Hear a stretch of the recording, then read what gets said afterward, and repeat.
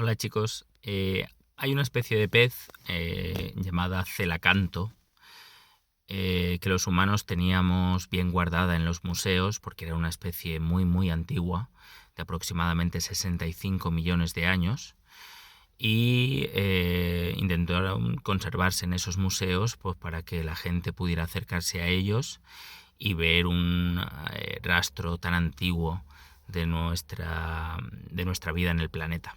65 millones de años. Sin embargo, hace poco, hace aproximadamente 30-40 años, un pescador pescó un pez enorme que luego se supo que era un celacanto vivo.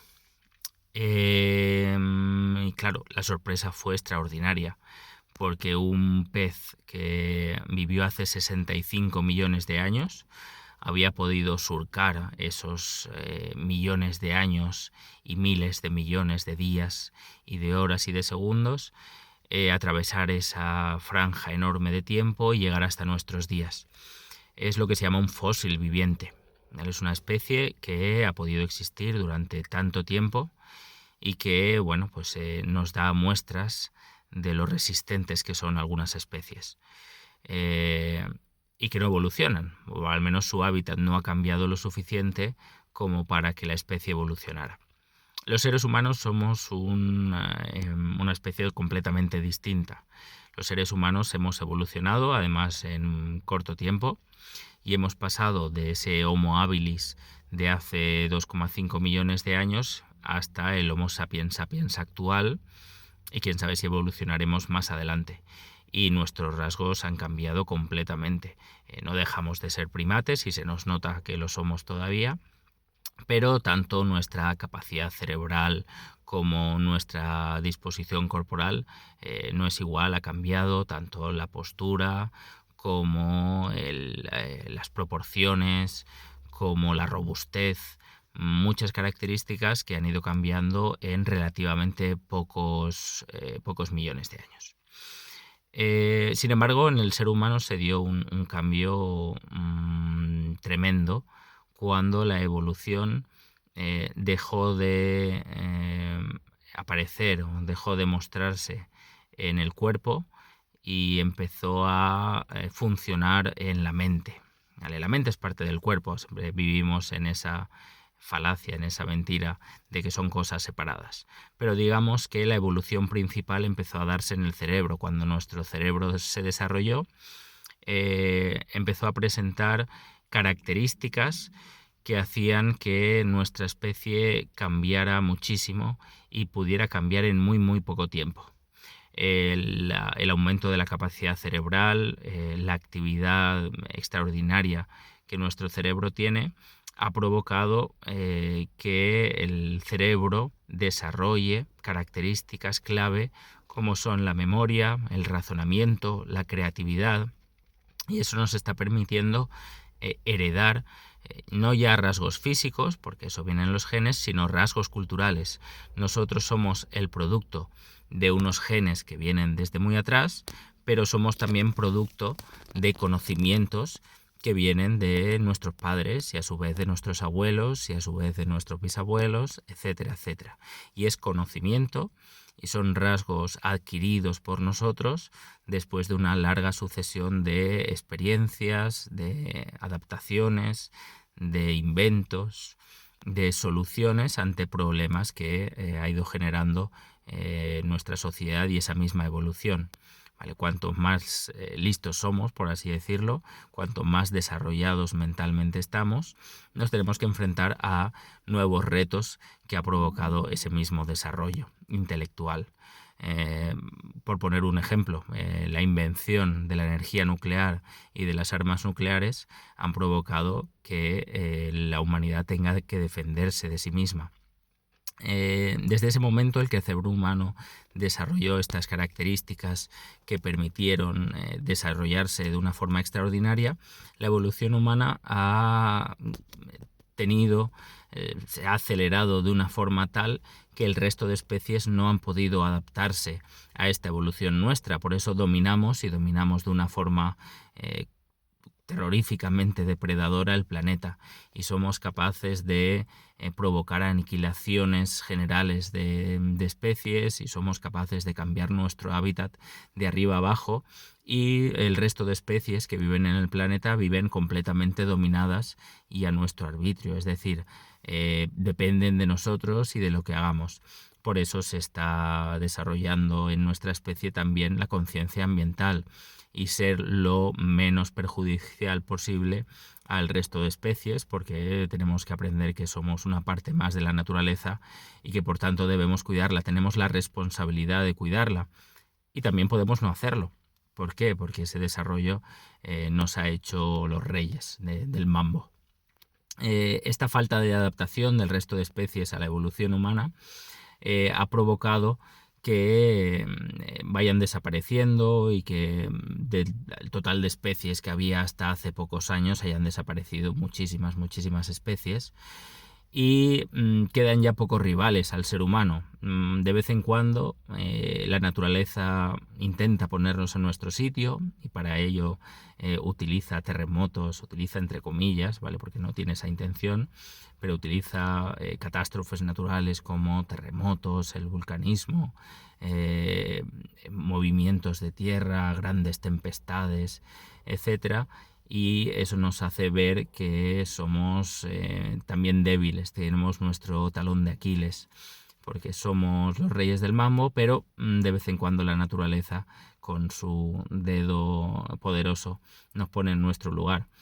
Sin embargo, como veis, son circunstancias externas a la vida en el planeta, pero el ser humano también tiene un rival entre las especies del planeta. Y ya no hablamos de dinosaurios porque se han extinguido, ya no hablamos de leones y tigres porque con nuestras armas de fuego somos capaces de vencerlo, pero sí que hay un rival temible y temido que puede acabar con nosotros y puede hacerlo sin que apenas podamos defendernos. Y en el año 2020 lo hemos visto perfectamente. Los virus están ahí en el aire, son un enemigo invisible y son capaces de derrotarnos, de ponernos de rodillas como especie. Y los seres humanos hemos desarrollado parches para defendernos contra esa gran amenaza, ante la cual no caben ni garrotes, ni cuchillos, ni lanzas, ni fusiles, ni armas nucleares. Es un enemigo no solo invisible, sino intocable también, prácticamente intocable, y hemos desarrollado pues esos pequeños escudos llamados mascarillas o o esos grandes escudos llamados vacunas, pero que son simplemente un parche. Los recibimos de fuera y dependemos de ellos para poder sobrevivir. No están en nosotros, no pertenecen a nuestros genes. O sí, ¿vale? Porque debemos tener en cuenta y a veces tenemos que pensar y reflexionar acerca de lo que tenemos actualmente y circunstancias a las que no damos explicación. ¿Por qué los niños son tan resistentes al coronavirus, por ejemplo? ¿Cómo es posible que aunque se contagien por el coronavirus, no desarrollen apenas síntomas en general y puedan sobrevivir con facilidad? Pues seguramente o seguro, es fruto de la evolución. A lo largo de la historia de la humanidad se han ido sucediendo distintas epidemias y la naturaleza ha conseguido, a través de la evolución, a través de la selección de las especies, que sobrevivan aquellas especies humanas capaces de engendrar hijos resistentes al virus, y así poder desarrollarse y poder reproducirse. Y eso es fruto de millones y millones de años de evolución. Hemos generado crías, o hemos generado seres humanos capaces de generar crías resistentes y que pudieran llegar a una edad adulta con la posibilidad de reproducirse y por lo tanto mantener la especie. Y eso seguramente ha sido así. Claro, la evolución sigue su curso y es posible que aparezcan nuevos virus que no tengan, ante los cuales las crías humanas no tengan esta defensa. Y por lo tanto la selección natural sigue en marcha y generará tarde o temprano también crías resistentes a esos ataques invisibles por parte de los virus. Imaginemos la existencia de un virus letalísimo, 20 veces, 100 veces más mortal que el coronavirus, y ante eso moriría mucha gente. Y solo serían capaces de sobrevivir y de resistir aquellas personas con un sistema inmunológico capaz de defenderse frente a ello, y a veces pues quizá por unas cuestiones aleatorias y de suerte, y esas serán los individuos que sobrevivirán y que podrán o no ser capaces de generar crías con esa resistencia. Con el paso de los tiempos, prácticamente la totalidad de la especie humana estaría inmunizada frente a esos virus tan mortales, y habríamos generado defensas a partir de esa evolución natural frente al virus. Actualmente las tenemos y nuestro sistema inmunológico es brutal, pero ante amenazas cada vez mayores por parte de virus cada vez más letales, seguiremos evolucionando y protegiéndonos contra esa gran amenaza. Y de ahí seguramente esa es la principal línea evolutiva. ¿Por qué? Porque es el principal enemigo que tenemos seguramente, y por lo tanto la especie humana será capaz de defenderse.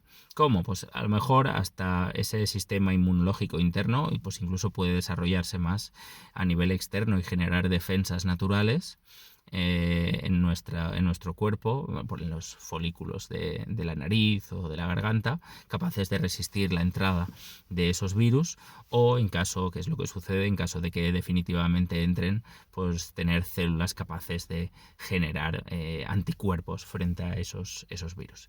Esa es la evolución, y esa es la evolución que sigue la especie humana, en primer lugar, y en segundo lugar también la defensa contra uno mismo y contra nuestra propia inteligencia. En un libro, en el libro llamado Sapiens, Harari señala que le da poca vida a la especie humana y que dice que seguramente de aquí 1000 años ya no existiremos.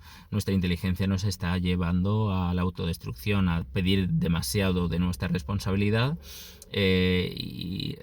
Pues hay individuos que son incapaces de tener esa conciencia de responsabilidad, y en la existencia de armas nucleares, la existencia de riquezas que queremos alcanzar a todo coste, pues puede generar una situación una situación de apocalipsis total. Por lo tanto, la evolución sigue porque las amenazas siguen, y en base a esas amenazas y como sean, nuestra especie evolucionará hasta seguramente llegar a un punto en que ya no podremos hablar de Homo sapiens sapiens, sino de una especie nueva que nada tendrá que ver con la anterior, y llegará el momento de ponerle su nombre y de empezar a contar su historia. Bueno, me he alargado un poco. Hasta el próximo vídeo, nos vemos, hasta luego.